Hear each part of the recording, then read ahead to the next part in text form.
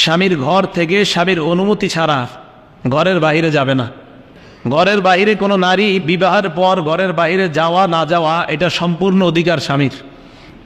আত-তারগীব আত-তারহীব 3 নম্বর খণ্ড 101 নম্বর পৃষ্ঠা স্পষ্ট বর্ণনা, লা তাখরুজু ওয়া হুয়া কারিহুন।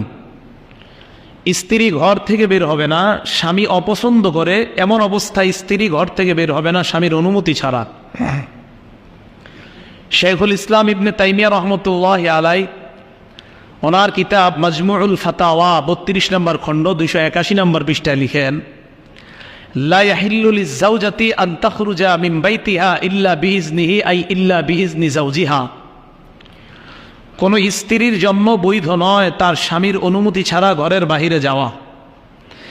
এরপর ইবনে তাইমিয়া ভয়ঙ্কর কথা লিখছেন, ওয়াইজা ফারাজাত মিন গায়রি আমরি, স্বামীর অনুমতি ছাড়া যদি কোনো স্ত্রী বাহিরে যায়, কানাত নাশিজাতান ওয়া আসিয়াতান লিল্লাহি ওয়া রাসূলিহি ওয়া মুস্তাহিক্কাতান লিল উকুবাহ।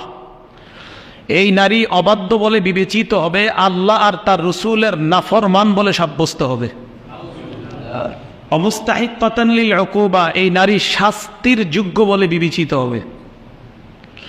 ইবনে তাইমিয়া আরও লিখছেন, ওয়াইদা খারাজাত মিন গায়রি আমরিহি, স্ত্রী যদি স্বামীর অনুমতি ছাড়া ঘরের বাহিরে যায়, ফালা নাফাকাতা ওয়ালা কিসওয়াতা, এই নারীকে ভরণ পোষণ দিবে না, খাবার দিবে না, পোশাক দিবে না। স্বামী যদি এরকম চায় করতে পারে, শাস্তি হিসাবে এটা স্বামীর অধিকার। তো যাই হোক, এই কঠোর কথা উনি এই জন্য বলছেন যে স্ত্রী অবশ্যই বিবাহের পর তার স্বামীর অধীনে, তার স্বামীর নিয়ন্ত্রণের মধ্যে একজন স্ত্রী থাকবে। বাহিরে যেতে হলে স্বামীর অনুমতির প্রয়োজন আছে। কথা কি বুঝে আসছে সবার? তাহলে বিবাহের পর স্ত্রী স্বামীর কাছে এমনভাবে যে তার বাইরে যাওয়া না যাওয়া এটা সম্পূর্ণ স্বামীর অধিকার।